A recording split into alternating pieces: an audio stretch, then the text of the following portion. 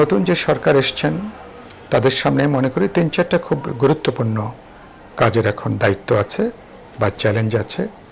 প্রথম হচ্ছে অনতিবিলম্বে দেশব্যাপী এই গণজাগরণের সুযোগে গণঅভ্যুত্থানের বাতাবরণে যে চরম একটা নৈরাজ্য চলছে, লুটতরাজ চলছে, ভাঙচুর চলছে, সরকারি বেসরকারি স্থাপনায় আক্রমণ চলছে, হামলা চলছে, অগ্নিসংযোগ চলছে, অনেক জায়গাতে সংগঠিত ডাকাতি চলছে। অনতিবিলম্বে এগুলো বন্ধ করতে হবে। এবং ইতিমধ্যে অন্তর্বর্তী সরকারের প্রধান প্রফেসর ইউনূস তিনি নিজেও কথা বলেছেন। সকল বিরোধী রাজনৈতিক দল আমরাও এসব ব্যাপারে আমরা শক্ত অবস্থান নিয়েছি এবং ইতিমধ্যে জানেন যে মানুষের মধ্যে একটা উদ্বেগ উৎকণ্ঠের জায়গা আছে, বিশেষ করে ধর্মীয় এবং জাতিগত সংখ্যালঘুদের ভেতরেও জানমালের নিরাপত্তা নিয়ে একটা প্রশ্ন দেখা দিয়েছে। এই পরিস্থিতির সুযোগ নিয়ে দেশব্যাপী আমার ধর্মীয় এবং জাতিগত সংখ্যালঘুদের মধ্যেও একটা উদ্বেগ উৎকণ্ঠা তৈরি হয়েছে, তাদের জানমালের নিরাপত্তাহীনতার প্রশ্ন দেখা দিয়েছে। ফলে আমরা সবাই মিলে এখন এই অপতৎপরতাগুলো যেটা দুর্বৃত্তরা যেটা সংগঠিত করছে সেগুলো বন্ধ করতে হবে। দ্বিতীয় যেটা আমি মনে করি যে মানুষের মধ্যে যেটা উদ্বেগ, সমস্ত কিছু কার্যত ভেঙে পড়েছে, পুরো এক অচল অবস্থা। তো ফলে এটাকে পুনরুদ্ধার করা, আমাদের অর্থনৈতিক কার্যক্রম, আমাদের শিক্ষা প্রতিষ্ঠান, আমাদের ব্যবসা বাণিজ্য, আমাদের আমদানি রপ্তানি থেকে শুরু করে সকল কার্যক্রমকে একটা স্বচ্ছতার ভিত্তিতে অনতিবিলম্বে সেই কাজগুলোকে শুরু করা এবং এ ব্যাপারে সরকারি দিক থেকে পরিষ্কার বার্তা যাওয়া দরকার।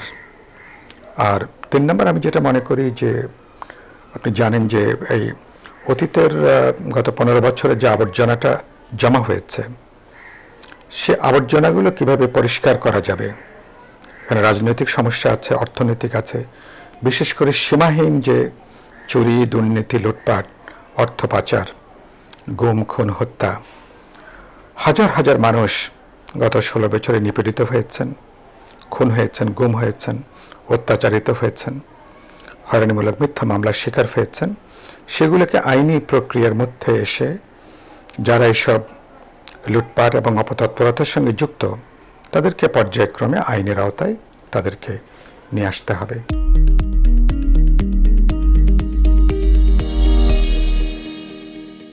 তারা একটা নতুন বাংলাদেশ দেখতে চান, যে বাংলাদেশে হয়তো আমরা আনুষ্ঠানিকভাবে একটা ফ্যাসিবাদী সরকার বিদায় নিয়েছে, কিন্তু গোটা স্বৈরতান্ত্রিক কাঠামো, গোটা ফ্যাসিবাদী ব্যবস্থাটা অক্ষুণ্ণ আছে। ফলে এখানে আমাদের সংবিধান, রাষ্ট্র, প্রশাসন থেকে শুরু করে সমস্ত ক্ষেত্রে, ফলে এই গোটা রাষ্ট্র, সরকার, পুরো ব্যবস্থাকে একটা গণতান্ত্রিক জবাবদিহিতামূলক করবার ক্ষেত্রে তাদের বেশ কিছু গণতান্ত্রিক রূপান্তরের এজেন্ডা আছে, তাদের কর্মসূচি আছে। গণতন্ত্র মঞ্চ, বিএনপি বা বিরোধী দলগুলোর আমাদের ৩১ দফা আমাদের একটা রূপান্তরের কর্মসূচি রয়েছে।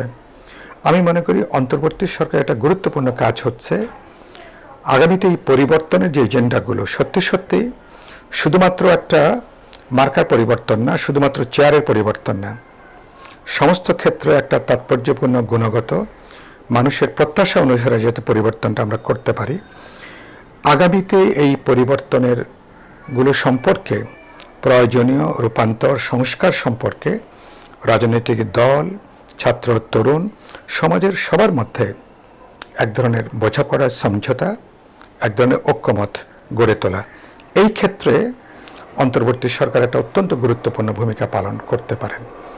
আর সর্বোপরি তাদের আমি মনে করি সবচেয়ে গুরুত্বপূর্ণ কাজ হচ্ছে সম্ভব স্বল্পতম সময়ে একটা অবাধ, নিরপেক্ষ, বিশ্বাসযোগ্য একটা নির্বাচনের ব্যবস্থা করা।